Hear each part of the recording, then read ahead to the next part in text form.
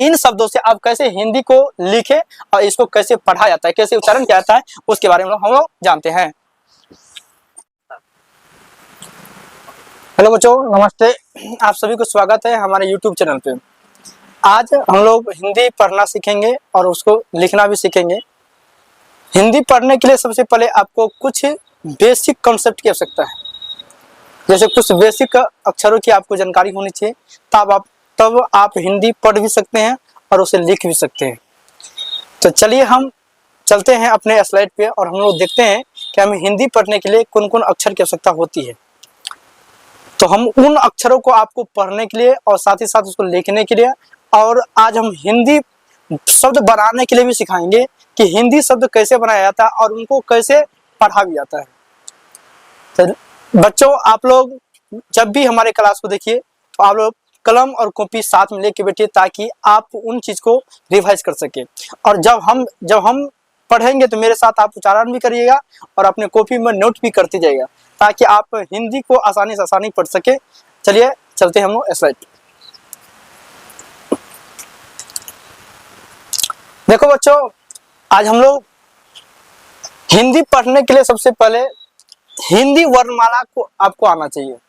जब तक आपको हिंदी वर्णमाला नहीं आएगा तब तक आपको हिंदी नहीं होगा पढ़ने के लिए। इसलिए हिंदी वर्णमाला में कुछ ऐसे अक्षर को हम लोग सबसे पहले जानेंगे, ताकि आपको हिंदी आसानी से समझ में आए और आप आसानी से पढ़ सके।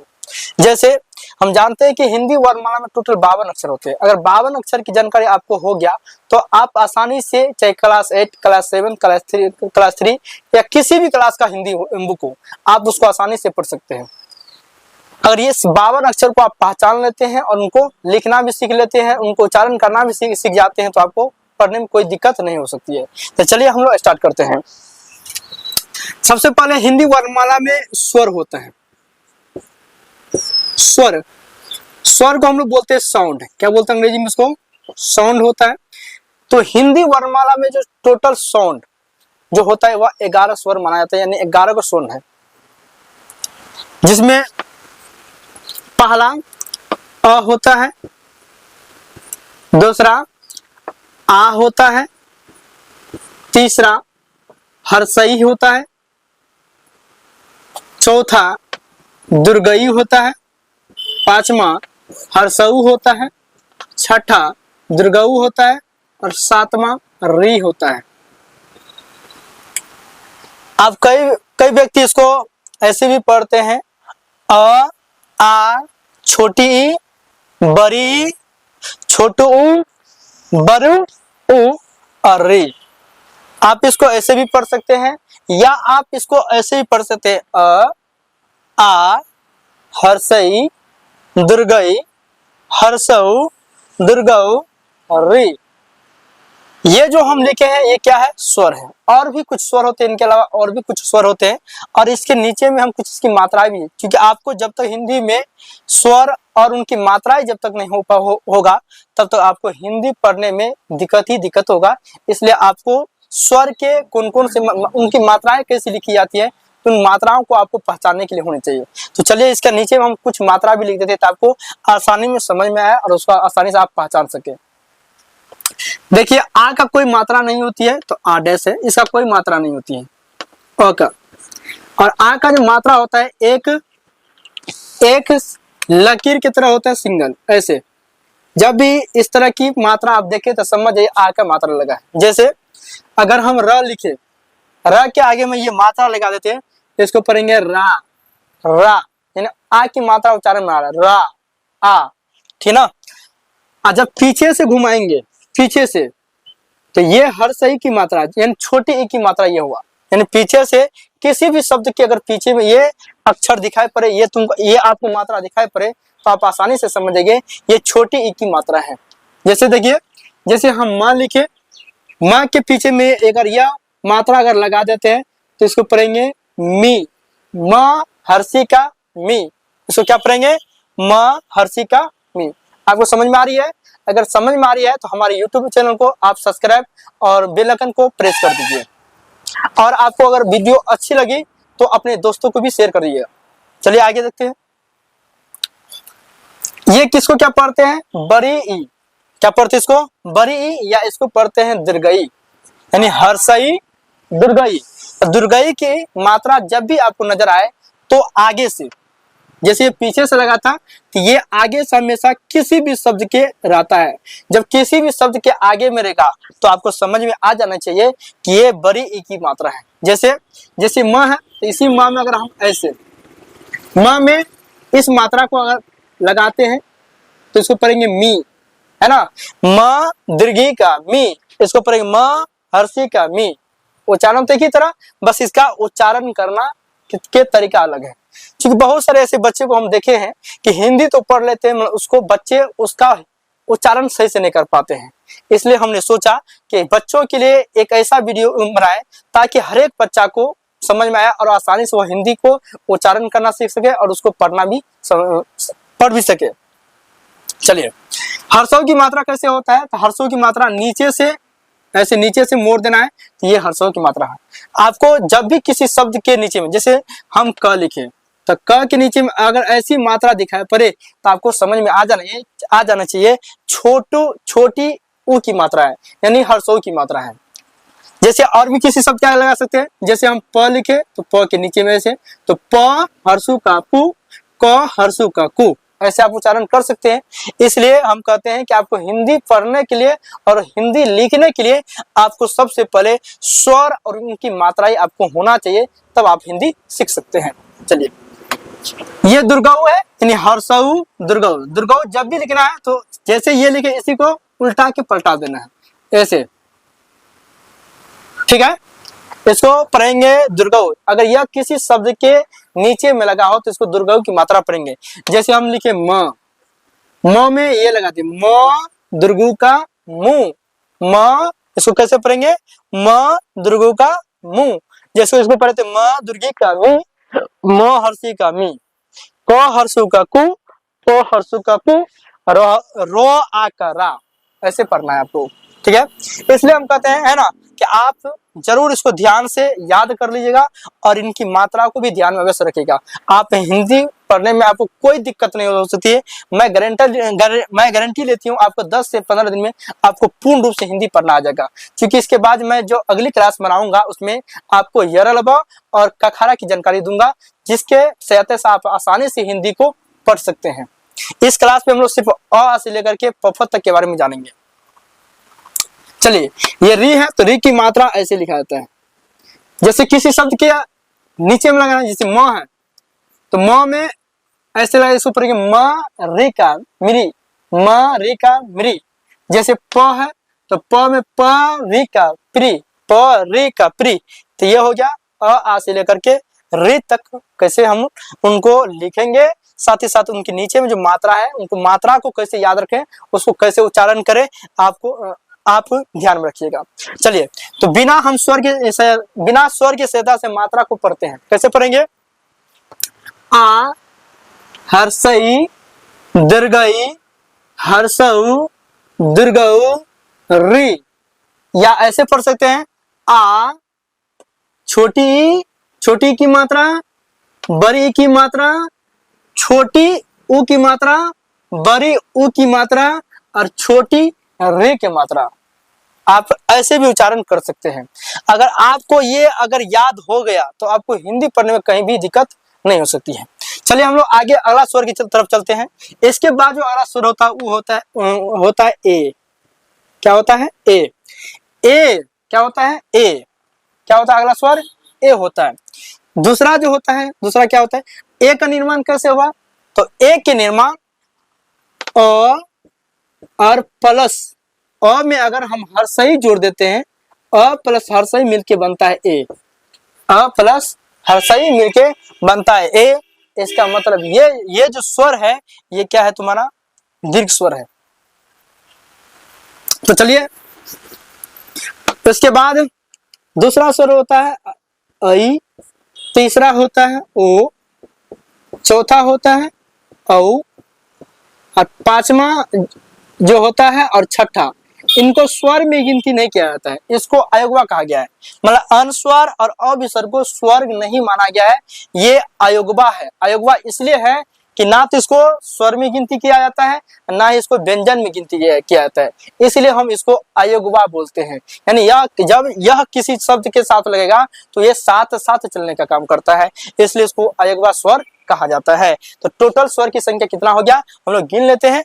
1 2 3 4 5 6 7 8 9 10 11, मतलब 11 टोटल स्वर होता है। तो आपको हिंदी वर्णमाला में जब भी आपसे पूछा जाएगा कि स्वर की संख्या कितनी होती है, तो आपको याद रखना है 11 स्वर होता है हिंदी वर्णमाला में। ठीक है, आपको हिंदी उच्चारण करने के लिए इन दोनों स्वर के भी आवश्यकता पड़ेगी, अयोगवा वर्ण का भी आपको जरूरी पड़ेगा, इसलिए साथ में इसको भी हम लिख दिए। चलिए इसकी मात्रा जानते हैं कि इन सभी का मात्रा कैसे होता है। तो ए का मात्रा होता है, ए का मात्रा तो एक ऊपर में एगो रेप रहेगा। जब एगो रेप हो तो इसको पढ़ेंगे ए, क्या पढ़ेंगे ए। अगर एक लकीर पे 2 का मात्रा रहेगा, मतलब ये जब किसी शब्द की, जैसे लिखे हम म के आगे में ऊपर में अगर ये लगा इसको पढ़ेंगे म एकार मैं, म एकार मैं। अगर इसी को म पे लगा देते हैं इसको पढ़ेंगे म ऐकार में, क्या पढ़ेंगे इसको म ऐकार में। चलिए अगला स्वर चलते हैं, इसका ओ का जो मात्रा होता है, एक लकीर में ऊपर में एक रेप लगाना है, तो ये ओ का मात्रा होता है। इसको पढ़ते हैं औ में क्या होता है, एक लकीर में ऊपर में 2 गो रेप लगाना है, तो इसको औ का मात्रा पढ़ते हैं। और ये इसको बोलते हैं अनुस्वार, और इसको अम भी बोला जाता है। कहीं कहीं इसको म के उच्चारण बोला जाता है, तो कहीं कहीं इसको उच्चारण न के उच्चारण बोला जाता है। जैसे आपको एग्जाम्पल देते हैं, जैसे हमको पढ़ना है प पे अनुस्वार क ज, तो इसको क्या पढ़ेंगे पंकज पढ़ेंगे, क्या पढ़ेंगे। यहाँ इसका उच्चारण क्या हुआ, न के उच्चारण इसको हम लोग बोलते हैं। जैसे इसको क्या पढ़ेंगे प पे अनुस्वार प, इसको हम यहाँ पे म के उच्चारण प पे अनुस्वार प, तो इसको पढ़ेंगे पंप, इसको पढ़ेंगे पंकज। मतलब यहाँ अनुस्वार का उच्चारण न के उच्चारण हुआ या अनुस्वार उच्चारण म के उच्चारण हुआ, इसलिए कहीं कहीं अनुस्वार को न भी बोला जाता है, कहीं कहीं इसको म के उच्चारण में भी पढ़ा जाता है। तो इसका जो मात्रा होता है, तो एक लकीर के ऊपर में एक बिंदा रहेगा, तो इसको हम अन या अम बोलेंगे, अन या अम बोलेंगे। और ये इसको, ये जो दोनों बिंदा आप देख रहे हैं, इसको ह के उच्चारण में बोला जाता है। यानी जब किसी शब्द के आगे ये बिंदा लगेगा, तो उसको हम पढ़ेंगे ह, ह के उच्चारण उसको पढ़ना है। जैसे पढ़ना है म, तो इसके आगे में 2 बिंदा रहे, इसको पढ़ेंगे मह, क्या पढ़ेंगे मह। अगर क के आगे में लग गया तो इसको क्या पढ़ेंगे कह, क्या पढ़ना है कह पढ़ना है। तो इसका जो स्वर होता है, मात्रा, इसका 2 गो बिंदा सिर्फ होता है। तो हम लोग टोटल आपको जब इतना, यानी ये स्वर और ये स्वर और इन दोनों की मात्रा आपको जानकारी हो जाएगी, आपको याद हो जाएगा, तो आपको हिंदी पढ़ने में कहीं भी दिक्कत नहीं हो सकती है। चलिए अब हम लोग व्यंजन वर्ण की तरफ चलते हैं। तो हम लोग जानते हैं कि 52 वर्ण में 33 व्यंजन वर्ण होते हैं, उसके बाद कुछ अयोगवा वर्ण भी माने जाते हैं।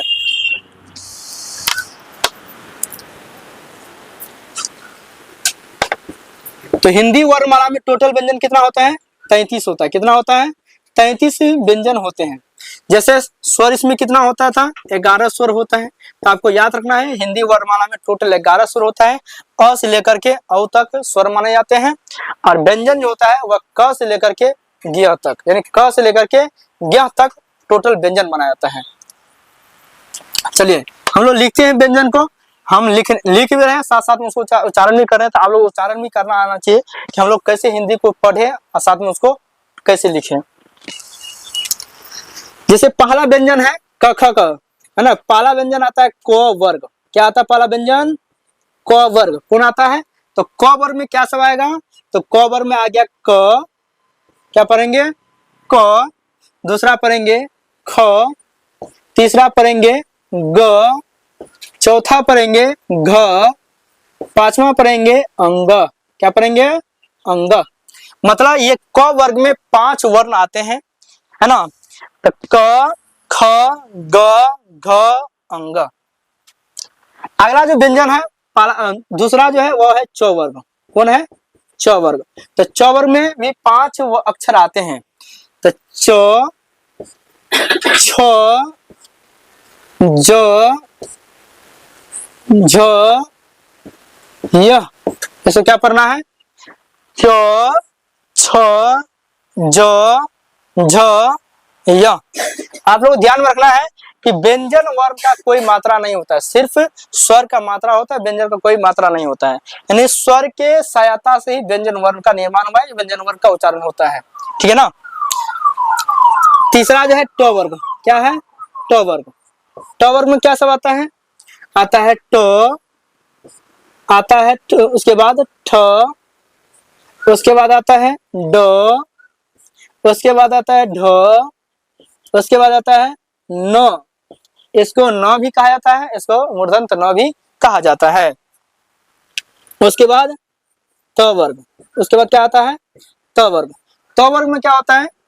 इसके बाद तो, थ, द, ध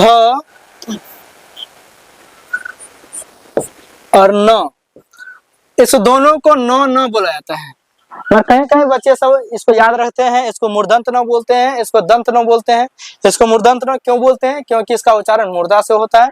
इसका न क्यों इसलिए क्यों बोलते हैं? क्योंकि इसका उच्चारण दांत से होता है, इसीलिए। इसके बाद जो अगला है प वर्ग के बाद आता है प वर्ग। क्या आता है? प वर्ग। क्या आता है? प वर्ग। तो प, फ, ब, भ, म। ये टोटल क वर्ग से लेकर प वर्ग तक में टोटल 25 अक्षर है, और ये 25 अक्षर के अक्षर ये किसी न किसी शरीर के मुंह के अंग, किसी न किसी अंग से स्पर्श करके उच्चारण होता है। इसलिए ये 25 के 25 वर्ग, इन 25 के 25 अक्षर, इसको स्पर्श व्यंजन के नाम से जाना जाता है। तो जब भी आपको पूछेंगे कि स्पर्श व्यंजन की संख्या कितनी होती है, तो 25 होती है। तो कहां से कहां तक होती है स्पर्श व्यंजन? तो क वर्ग से लेकर के प वर्ग तक को स्पर्श व्यंजन कहा जाता है, क्योंकि इसका उच्चारण होता है वह हमारे मुंह के किसी न किसी अंग के सटने से या आपस में स्पर्श से होता है। तो हम लोग जाने 52 वर्ण में मतलब स्वर कौन कौन होते हैं, उनकी मात्राएं कैसे लिखी जाती है, और उसके बाद हम लोग जाने व्यंजन। व्यंजन में हम लोग क वर्ग से प वर्ग तक जाने। इसके बाद हम लोग अगली क्लास में यरलवा और कखरा के बारे में जानेंगे। चलिए इन शब्दों से आप कैसे हिंदी को लिखे और इसको कैसे पढ़ा जाता है, कैसे उच्चारण किया जाता है, उसके बारे में हम लोग जानते हैं। जैसे यहाँ पे कोई इसमें से कोई दो व्यंजन वर्ण उठा लेते हैं, है ना। जैसे हम ले लिए क, क्या ले लिए? क। क्या ले लिए? क। इसमें से कोई और वर्ण अक्षर ले लेते हैं। जैसे हम ले लिए ब, क्या ले लिए? ब। तो क और ब क्या हो गया? कब। इसी तरह से आप दो दो वर्ण लेकर के उसको आसानी से पढ़ सकते हैं। जैसे एक और लेते हैं म, और कोई वर्ण लेते हैं न, तो क्या हो गया? म और न, तो क्या पढ़ेंगे? मन। म और न, तो क्या पढ़ना है? मन। और दो वर्ण लेते हैं, जैसे हम ले ले चो, चो। इसमें से कोई एक और वर्ण उठा लेते हैं न, चो न, चन। क्या हो गया? चन। जैसे इसमें से और कुछ वर्ण, जैसे ज और म, जब। इस तरह से आप दो दो वर्ण लेकर के आसानी से उसको पढ़ भी सकते हैं, उच्चारण भी कर भी सकते हैं, और शब्द भी बना सकते हैं। इस तरह से आपको हिंदी पढ़ने में कोई दिक्कत नहीं होगी। हम अगली क्लास में आप सबको बताएंगे कि इन मात्राओं की सहायता से कैसे हिंदी शब्द बनाया जाता है और उसको हिंदी कैसे पढ़ा जाता है।